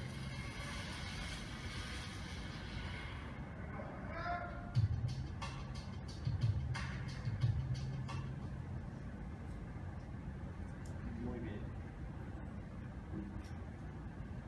Tuviéramos tiempo, me encantaría que pudieran ir haciendo preguntas durante la presentación. Esperemos que nos quede un ratito para eso. Habíamos dicho que había tres hipótesis fundamentales desde las cuales partía este modelo. La primera era la herida básica del ser humano contemporáneo, la segunda era la perfección original, que es de la que hemos hablado hasta ahora, y la tercera es que el encuentro humano es el factor de sanación más poderoso que existe. Algo que después de la charla de Humberto y Jimena esta mañana estoy muy contento porque me han ahorrado bastante tiempo. Creo que ha quedado bastante claro, si bien hay algunas diferencias teóricas importantes, como por ejemplo, ¿qué es el amor? Sí creo que quedó claro que somos seres hechos a partir del amor y que vivimos hacia el amor. Por lo tanto, para nosotros la vida es el arte del encuentro. Una buena vida es aquella en la que hemos sabido verdaderamente encontrarnos con nosotros mismos y con los demás. La esencia de las interacciones primordiales, nuestra principal búsqueda como modelo de trabajo y de crecimiento personal, parte aquí, ¿sí? Toda relación humana es una metáfora de nuestra búsqueda de unidad. A eso llamamos el amor. Cuando nos sentimos en unidad con lo que fuere o con quienes fueren, estamos en la experiencia del amor. Pero el motor básico del amor es nuestra búsqueda de reconexión, es decir, el intento de sanar la alienación básica en la cual vivimos en nuestra cultura, la sensación a veces desesperante de separación. Y esto nos trae nuevamente a la física. ¿Se aburren con esto de la física o les resulta entretenido? ¿Sí? Bueno, hay una historia muy interesante que ocurrió entre Albert Einstein. Einstein siempre tuvo inconvenientes en comprender la física cuántica. Se resistió a verdaderamente aceptarla. Y había algo especialmente que le molestaba profundamente dentro de la teoría cuántica, y era esta hipótesis de la acción a distancia que podía haber, ¿sí? Este señor maravilloso físico, Niels Bohr, demostró matemáticamente que si yo pudiera separar una partícula subatómica, por ejemplo un fotón, en dos y lo separara en el espacio, los estímulos que yo aplicara a uno de estos fotones, lo voy a decir en términos más psicológicos para que me entiendan, iban a producir efectos en el otro fotón, porque de alguna manera quedaban conectados para siempre, ¿sí? Einstein llamó de una manera despectiva a esto de spooky connection o de spooky action at the distance, ¿sí? Decía, lo llamó spooky como una manera de decir, eso es una cosa fantasmagórica, curiosa, extraña, que no tiene nada que ver con la física, pero matemáticamente era correcto, pero no se lo podía demostrar experimentalmente. Hay una larga historia que no viene a cuento ahora de alguien que quiso refutar la teoría cuántica inventando un aparato con el cual se pudiera hacer este experimento, porque tampoco podía entender, era un señor que no podía sacar su doctorado porque no podía entender la física cuántica, así que dijo, la voy a refutar. Entonces se enteró que alguien en Intel había inventado un aparatito que quizás servía para esto, tomó esa idea, perfeccionó este aparato, y ya en la actualidad este señor Howard Weizmann de la Universidad Griffith, con este aparatito que se llama el Homotime Detector, han podido hacer este experimento y se ha demostrado no solo matemáticamente, sino que ya experimentalmente, dos fotones que han sido separados siguen produciendo efectos el uno en el otro, aunque no estén en contacto, entre comillas, físico. Si dos fotones pueden mantenerse comunicados, si lo que pasa en uno influye en el otro, ¿qué podemos esperar de dos seres humanos que son algo infinitamente más complejo? Hace mucho tiempo, cuando empecé a enseñar psicología transpersonal en la universidad, solía preguntarle a mis alumnos, les describía qué era una experiencia transpersonal y les preguntaba si alguno de ellos alguna vez había tenido una, y el resultado siempre fue cero. Me pareció tan curioso que nadie hubiera tenido una experiencia que un día dije, voy a hacer algo distinto, les voy a dar un papelito para que anónimamente me cuenten si alguna vez les pasó algo que transgrediera las leyes aparentemente inmutables de la física mecanicista. Y el porcentaje se elevó al 95%. Es decir, el 95% de mis alumnos habían tenido alguna experiencia que era inexplicable en función de las leyes de la física tradicional. Esto, que si bien no lo podemos transponer desde la física a la psicología, sí por lo menos es una intuición muy interesante para tener en cuenta acerca de que más allá de la comunicación del lenguaje e incluso más allá de la comunicación paraverbal, es decir, la postura, la gestualidad, hay un nivel de comunicación entre nosotros que en nuestro modelo lingüístico hemos llamado la comunicación primordial, justamente, y que es una comunicación que va absolutamente más allá de la palabra e incluso del lenguaje corporal, y es una comunicación puramente energética. No tengo tiempo ahora para meterme en ejemplos, pero estoy seguro que si ustedes, cualquier persona que lleve mucho tiempo en pareja habrá tenido esta experiencia de ir manejando su auto en la ruta y de repente acordarse de algo que no tiene nada que ver con el paisaje y con el momento que se está viviendo, y que de repente su pareja empiece a hablar de ese tema. ¿Les ha pasado esto? Y no es que paso por la casa de mi tía y mi pareja se acuerda de mi tía. Es que estoy a lo mejor a 1000 kilómetros de la casa de mi tía, no está ocurriendo nada que tenga que ver con mi tía. Me pongo a pensar con mi tía y mi pareja me dice, ¿cómo está tu tía? Y me dice, bueno, le da sal en mi cabeza un rato. Los otros días estaba caminando por acá, por Apoquindo. Siempre que estoy en Mendoza, como tengo aquí en Chile hija, yerno y nietos, me preocupa mucho que este país esté siendo tan desafiado por la naturaleza. Y ahora estaba yo acá y mi mujer estaba en Mendoza y dije, ¿y si hubiera un terremoto en Mendoza, se sentiría en Santiago? ¿Sí? Y me vine pensando eso hasta que llegué al hotel. Cuando llego al hotel me comunico con ella y me dice, ¿fue fuerte el terremoto allá? Le digo, acá no hubo ningún terremoto. Ah, pero es que está temblando acá en Argentina. Se invirtió la historia. Bajo al hotel y pregunto, ¿hubo un temblor acá? No. Prendo la televisión, nada. Nadie había sentido absolutamente nada. Y exactamente a la hora que tembló en Argentina, yo pensé, si hubiera un temblor allá, yo me enteraría. Bueno, fenómenos como estos, Stan tiene escrito un libro, When the Impossible Happens, ¿sí? Donde describe todas sus increíbles historias de sincronicidades y demás, donde las leyes de la física son desafiantes, ¿sí? Es decir, más allá de esta mirada de la física de la masa, los seres humanos somos un campo energético, somos una energía pulsante, inteligente e interactiva que busca manifestarse, que busca expresarse. Y cuando dos seres humanos se encuentran, estos dos campos confluyen. Y esto es básicamente lo que ha buscado siempre el Tantra, que podamos percibirnos como seres energéticos, que podemos confluir en un mismo campo energético con otra persona. Para nosotros esto ejerce un poder en la comunicación humana que apenas se está empezando a descubrir, que por supuesto la academia todavía no reconoce, pero nosotros estamos absolutamente dedicados a investigar el poder sanador que tiene el encuentro vibracional entre los seres humanos, ¿sí? Cosa que todos sabemos, ¿sí? Sabemos perfectamente quién nos toca, aunque no seamos conscientes de ello. Por algo a ciertas personas se les acercan hasta los animales y a otras personas no se les acercan ni los animales hambrientos. ¿Sí? Algo hay vibracional. Es verdad, hay gente que si uno la tira en la selva no se la come. Porque los leones son muy intuitivos.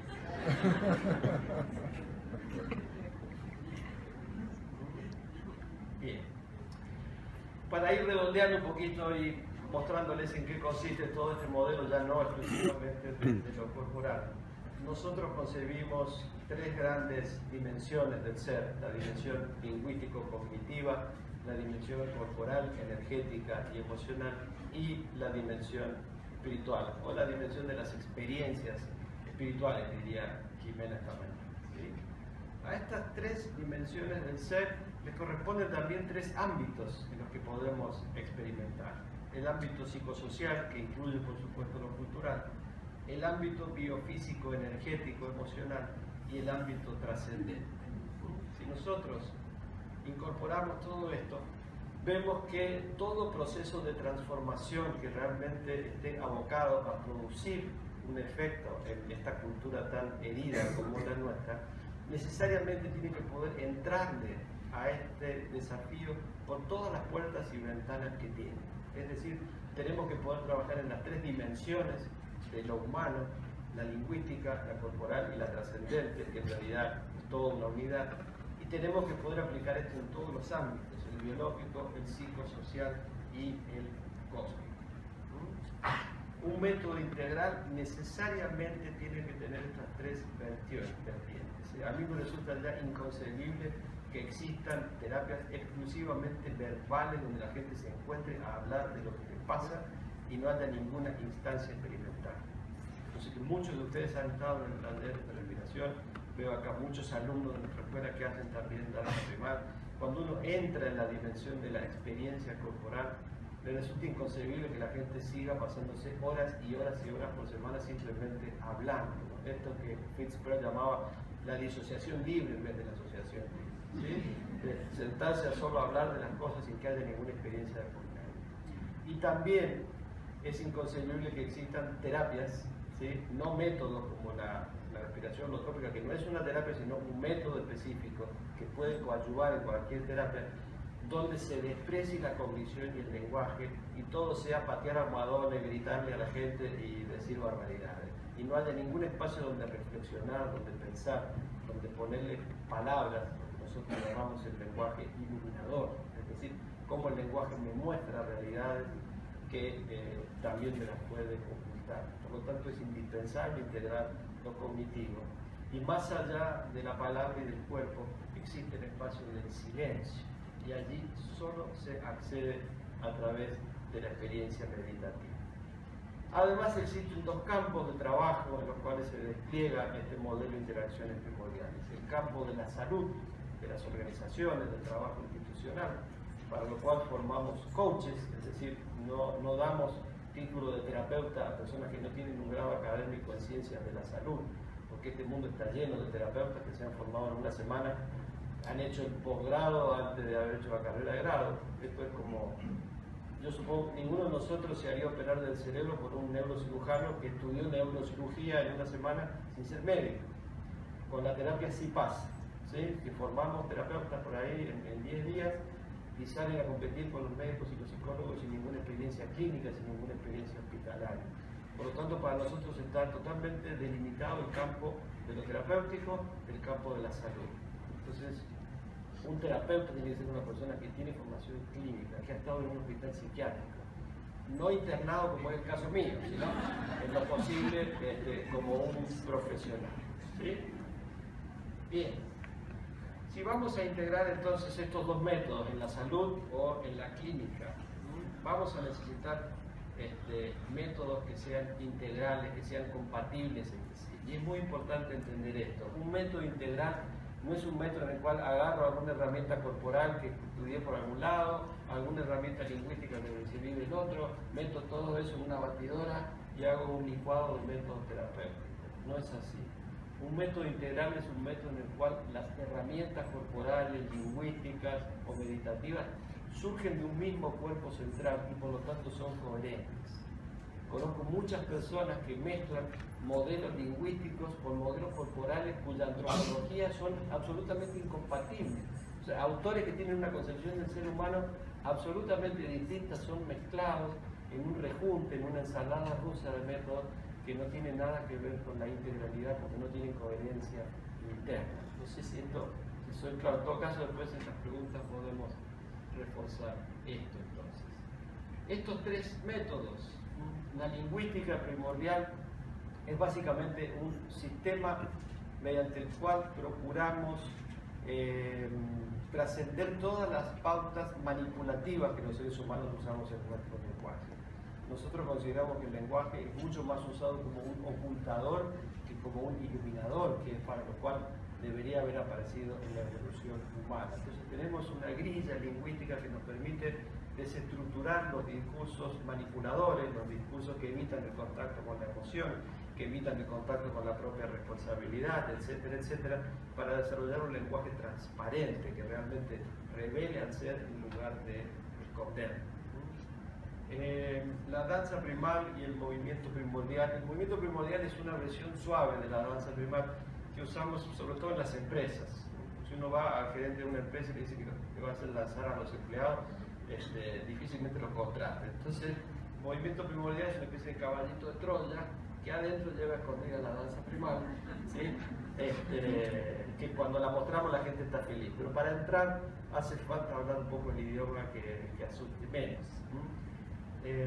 Yo recuerdo en la época que viví en el Instituto Esalen de California, que Stan habló ayer también, yo disfrutaba mucho viendo videos de Fritz Perls.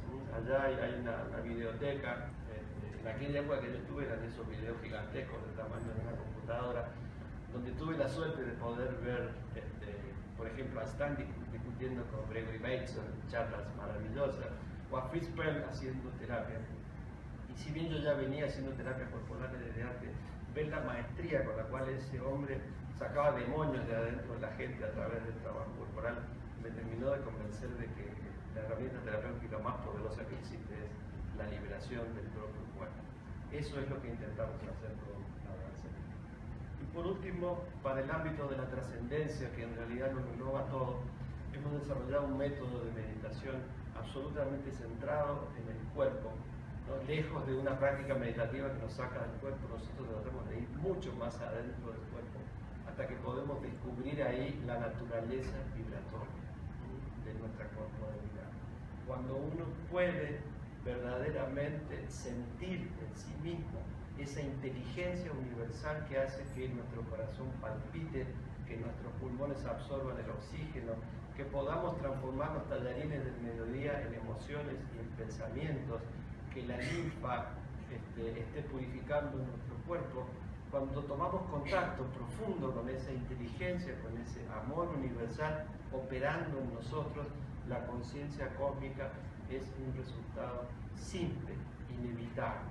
Nos sentimos a través de este método meditativo habitados por la evolución entera del universo manifestándose dentro de nosotros. Por eso decimos que la meditación orgánica integra cuerpo, mente, corazón y cosmos en una experiencia unificada donde la alienación se sana de raíz. O sea, recuperamos realmente nuestra pertenencia universal. Y esa pertenencia para nosotros es fundamental que se realice en el encuentro con el otro. La interacción primordial implica realizar la experiencia sagrada de reconocer ese misterio, que no eres tú ni soy yo, sino que ocurre en el entre. Para nosotros el concepto del entre es fundamental, porque más allá de lo que el otro es, más allá de lo que el otro provoca en mí, hay un misterio. Cualquiera de ustedes puede percibirlo si se centran en ello. Quizás no haya nada más profundo, más arrobador, más misterioso, más conmovedor que ese aparente vacío que hay entre el yo y el tú. Cuando estamos con la persona amada, es importante la persona amada y es importante lo que me pasa a mí frente a la persona amada. Pero también hay algo ahí que no es ni el otro ni yo, es ese misterio, ¿sí? Esa magia que ocurre entre nosotros, ese aparente vacío que en realidad está lleno de información esencial, de información cósmica. Para nosotros, la experiencia espiritual no ocurre solo adentro de uno, ni ocurre adentro del otro, ocurre entre los seres humanos. Y esto está presente en todas las tradiciones espirituales. Jesús dijo, cuando dos o más se encuentren en mi nombre, ahí estaré yo. No dijo, cuando uno me nombre, yo estaré. Y él no era de decir las cosas porque sí. En el budismo hay tres pilares fundamentales: el Buda, el Dharma y la Sangha. ¿Sí? El Buda es la conciencia, el Buda interior. El Dharma es el camino por el cual hacemos la vida espiritual. Y la Sangha es la comunidad. Si no hay Sangha, no hay budismo. Tiene que haber dos budistas para que exista el budismo. Si no, una de las patas de la mesa se ha caído. Por eso para nosotros la sanación definitiva ocurre precisamente ahí, cuando somos capaces de reconocer la dimensión sagrada del encuentro y de las relaciones humanas. Como decía muy bien Jung, que siempre tenía esta capacidad de sintetizar en una sola frase tanta sabiduría, el encuentro de dos personas es como el contacto de dos sustancias químicas. Si hay alguna reacción, ambas se transforman. Y para ir terminando entonces, la esencia de este modelo que justifica la importancia del trabajo corporal sin desmerecer lo lingüístico ni lo meditativo, es que en definitiva para nosotros en el encuentro humano el universo contacta consigo mismo, se reconoce y se celebra. Es decir, nosotros somos los responsables de que el universo tome conciencia de sí mismo. Eso ocurre a través de los vínculos, a través de la interacción humana, en lo que podemos llamar el milagro del encuentro. Muchísimas gracias.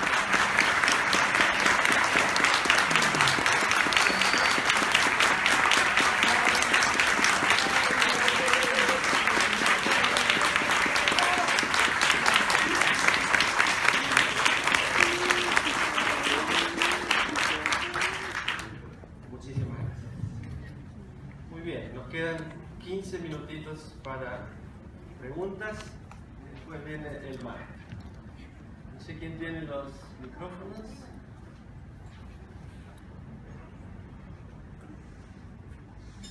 Hola. Hola, buenas tardes. Hola, sí. Consultan, no sé si tiene en sus estudios el tema del efecto de los pensamientos. En Japón, la señora Emoto con sus pensamientos hizo un experimento con el agua, el tema de las vibraciones. No sé si tiene algo. Sí, bueno, el experimento de Emoto es simplemente una forma más de lo que vimos aquí, que es la simática, que es una ciencia mucho más antigua, ¿no?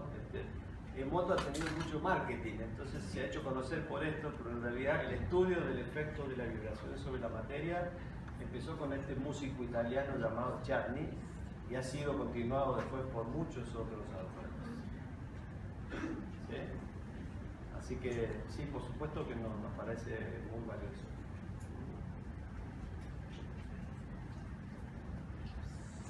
¿Quién más?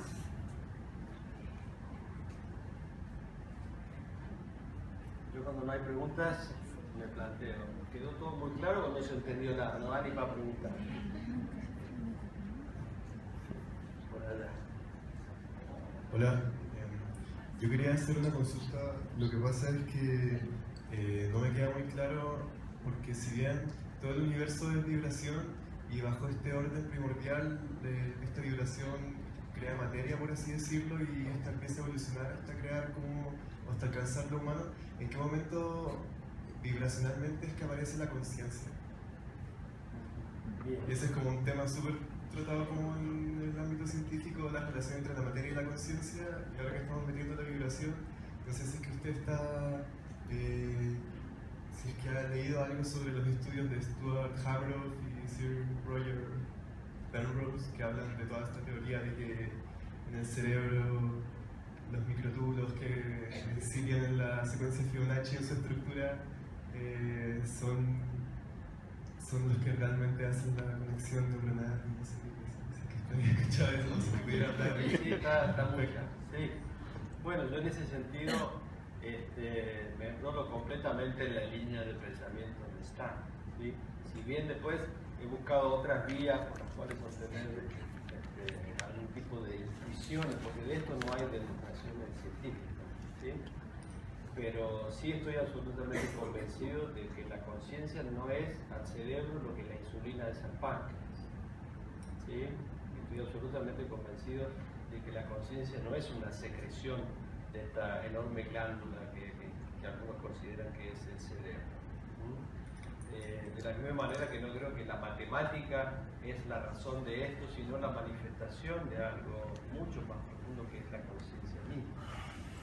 Entonces, no creo que la evolución ha generado a la conciencia, sino que la evolución ha generado seres conscientes capaces de tomar conciencia, que el origen de la evolución es la conciencia misma. ¿Sí? Entonces, de alguna manera el proceso evolutivo generó seres que pueden darse cuenta de este proceso evolutivo y que están empezando a descubrir pistas como estas que estamos descubriendo acá, ¿sí? Donde este dibujo de Leonardo, ¿sí? Donde vemos nuevamente nuestra propia versión del Vitruvio, que es masculino y femenino, ¿sí? Estos dos hemisferios cerebrales tienen la posibilidad de hacer lo que nosotros más buscamos en nuestra escuela, que es integrarse y desarrollar un tercer estado de conciencia que no es ni masculino ni femenino, sino integral. Esta conciencia integral que trasciende las cualidades de conciencia de los géneros es la que está revirtiéndose sobre el universo, comprendiéndolo y asumiendo que aquella conciencia es el origen y no el fin de la evolución. Si se quiere, te podría yo decir que estoy en la línea de Teilhard de Chardin. ¿Sí? La conciencia sería el alfa y el omega del universo, no el resultado final de la materia. Yo estoy de acuerdo con los positivistas cuando dicen que la falta de prueba de la inexistencia de algo no es prueba de su existencia, ¿verdad? Que yo no tenga pruebas de la inexistencia de Dios no implica que existe, ¿sí? Y este planteo es válido cuando hablamos de Dios como el viejito de barba que está en el cielo, ¿sí? Pero cuando estamos pensando en términos de una conciencia configuracional que tiene la capacidad de manifestarse vibracionalmente, que esa vibración adopta cualidades energéticas y que según el nivel de esa energía se convierte en materia y vemos que esa materia tiene formas que pueden ser matemáticamente descritas, es muy difícil no pensar que aquel matemático estaba antes que las matemáticas. ¿Sí? Es muy difícil pensar que las matemáticas crearon las matemáticas. ¿Sí? Pero mucho más difícil es pensar que los matemáticos surgieron de algo que no tenía razón de ser. No sé si soy claro en esto. Entonces, yo no puedo darte evidencia científica de esto, pero sí puedo decirte, puedo explicitar cuál es mi intuición. ¿no? Y esta intuición que tuve desde que era un niño y practicaba yoga, se me terminó de asentar como camino de investigador y profesionalmente cuando conocí a Star. ¿Sí? Porque este libro tan conocido de él, que ha sido mal traducido como psicología transpersonal, en realidad se llama Beyond the Brain. Y la tesis fundamental de este libro, que es uno de los más importantes a mi gusto de Star, es este: la conciencia es previa al cerebro, es previa al universo. ¿Sí? Sí. Hola, Hola. quería hacer una pregunta. ¿Cómo ve la integración finalmente de esta como manera de comprender al ser humano? ¿Cómo ve la integración de todo esto, de lo que estamos usando, de los modelos educacionales? Por ejemplo, en la formación de psicoterapeuta. Lo pregunto también porque está muy vinculado con la tesis que estoy haciendo yo para el magister. Que es preguntar ¿cómo ves la integración? ¿Cuáles podrían ser los desafíos que tienen esta visión dentro de un modelo educacional que está muy basado finalmente en el modelo positivista o de las ciencias más tradicionales? ¿Cuáles podrían ser los desafíos que tiene y finalmente como por dónde se podría avanzar para que finalmente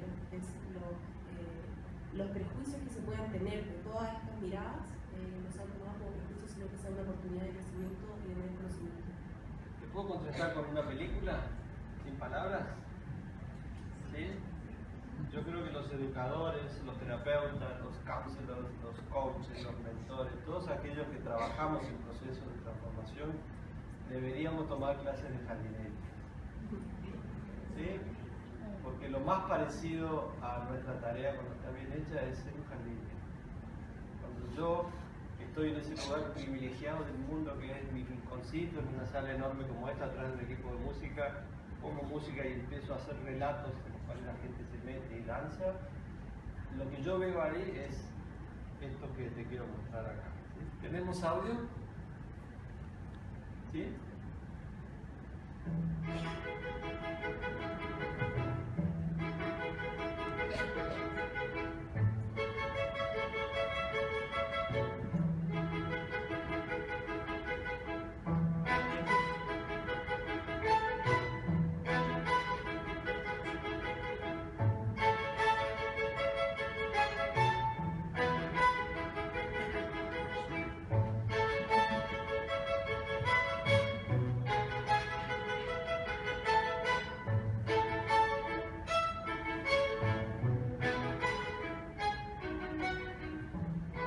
Este es el trabajo de un educador. ¿Qué puede hacer un jardinero para que las rosas sean más lindas de lo que son? ¿Qué le podemos enseñar a un rosal, a un jazmín, ¿sí? A un limonero, a un azar? Podemos crear las condiciones para que esa planta sea lo que es e intervenir lo menos posible. Igual que un buen obstetra. ¿Cuál es el mejor obstetra? El que no hace nada. Que permite que la madre sienta que hizo toda sola. Ese es un genio. Lo opuesto es el otro que viene, la entuba, le pone ¿sí? inyecciones, trata que la cosa sea más rápida, porque tiene que ir a jugar al golf. ¿Sí? Entonces, para nosotros, educar o sanar es eso, es crear las condiciones en las cuales las personas recuerdan lo que ya sabían y se habían olvidado. Por lo tanto, estamos a favor de los modelos menos intervencionistas. Están hablando mucho de la homeopatía. ¿Sí? Podríamos decir que interacciones primordiales es un modelo transpersonal homeopático. Es decir, permitir que aquello que la persona ya sabe se libere, se exprese, se manifieste. La antítesis de esto y muchas terapias se parecen lamentablemente a eso. Esa es una de las peores artes que yo conozco. Una vez se me levantó una persona en una charla y me dijo, pero yo me dedico a eso, no me falta el respeto. Entonces, si alguien se dedica a eso, le pido perdón de ella. Pero para mí no hay arte más perverso que el bonsai. ¿Sí? Convertir a un árbol que estaba destinado a medir 30 metros de altura y 25 metros de ancho y a dar nueces de este tamaño en una plantilla que entra en una caja de vidrio para que yo la vea en el living de mi casa. Me parece una práctica, no le voy a poner un adjetivo, ¿sí? Hay muchos modelos educativos que hacen eso con la gente. Nosotros recibimos en nuestra escuela muchos bonsai de personas, ¿sí? Que los podaron mal, que los hicieron mucho más chiquitos de aquello que venían a hacer. Entonces, un jardinero mueve la tierra, regula la humedad, la temperatura, te estudia que no te caiga una helada, ¿sí? Crea las condiciones para que tu núcleo primordial se despliegue. Ese para mí es el ideal de la educación y de la terapia y de todo proceso organizacional. Crear las condiciones para que las personas liberen lo mejor de sí mismas sin violencia.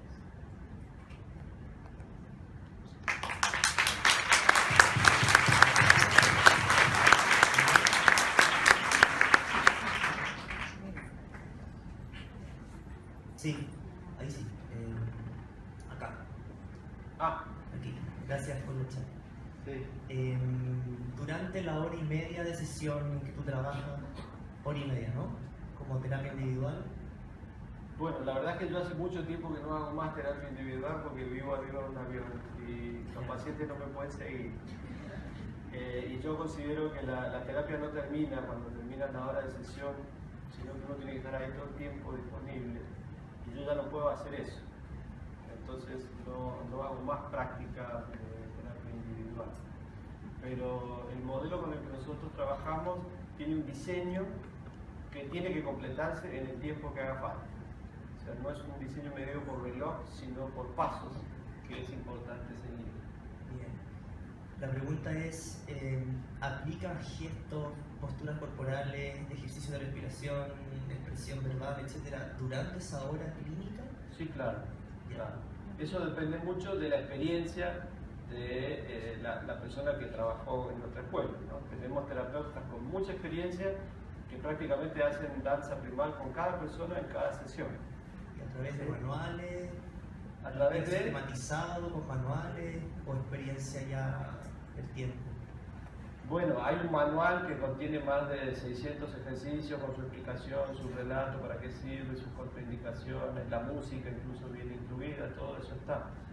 Pero hay otro manual explicativo y hay un libro, o mejor dicho varios, con la teoría, pero nada de eso reemplaza la intuición y la experiencia de la persona, ¿no? He tenido alumnos que en un año sabían más que yo de todo esto. Y tengo otros con los que he tenido que tener más paciencia para que florezcan, pero no depende, ¿sí? Depende de la experiencia de vida, ¿no? Aquí hay personas que entendieron este modelo en un mes. Muchas gracias. Y están en esta sala, ¿sí? Se podían poner de pie para que les pidan turno porque son brillantes en su trabajo, ¿sí? Y captaron esto y dijeron, esto era lo que busqué siempre, ahora está explicado nomás, pero no me lo enseñaron. Sí. Has comentado que el modelo opera en estos tres ámbitos transpersonal, corporal y lingüístico. En el ejercicio de la terapia ha resultado ser que lo lingüístico cognitivo cognitivo sí, ha sido relegado a la función de poder integrar lo que aparece en el trabajo corporal y en el trabajo transpersonal. No, en realidad lo que aparece puede aparecer en el lenguaje, puede aparecer a través del corporal o puede aparecer en una sesión de meditación. Ninguno de estos tres métodos está subsumido al otro. ¿Sí? No hay un orden jerárquico, no es más importante el trabajo corporal que el lingüístico, ni el lingüístico que el meditativo. Lo que sí es fundamental es que se trabaje en los tres. ¿Sí? Pero el orden, la intensidad, el tiempo lo va a determinar el paciente, no el modelo teórico. por eso nosotros siempre le decimos a las personas que tienen que trabajar con aquel modelo de estos tres que menos les guste, porque eso significa que es el que más les hace falta. Entonces, a la gente que viene de 15 años de terapia corporal, de gritar, de insultar, de patear y de hacer catarsis, la ponemos a que hable y piense. Y a la que viene de 15 años de psicoanálisis le prohibimos que hable durante 6 meses y solamente dance, porque están saturados de palabras. Y a los que vienen del yoga, de la meditación, y que están allá por las altas esferas, pues se llevan pésimo con todo el mundo, le decimos que hagan todo, porque ellos son los peores porque se ven superados. Entonces, no hay peor ego que el ego espiritual. ¿Sí? Pero en general, donde más me aprieta el zapato es donde tengo que trabajar. Es un excelente diagnóstico. El método que menos me guste, ese tengo que hacer porque es donde patino, donde mi neurosis no funciona.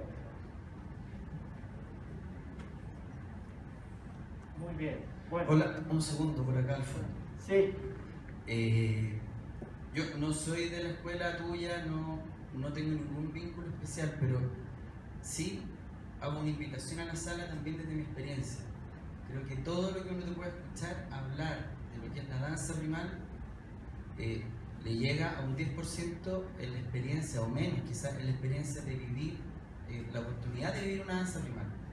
Entonces mi invitación es que busquen a alguien que esté relacionado con Daniel, que tenga la capacidad o la posibilidad de facilitar la danza rimal y que tenga la experiencia. Y desde mi mirada creo que esa es una forma súper clara de poder anclar todo lo que acabamos de escuchar que hay dicho durante este rato. No sé si es verdad que no eres de la escuela, porque sonó como que sí. Pero en todo caso, muchas gracias.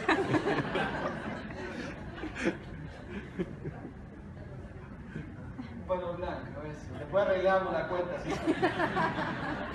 Bueno, me estoy tomando el tiempo de mi maestro y eso no es así que muchísimas gracias.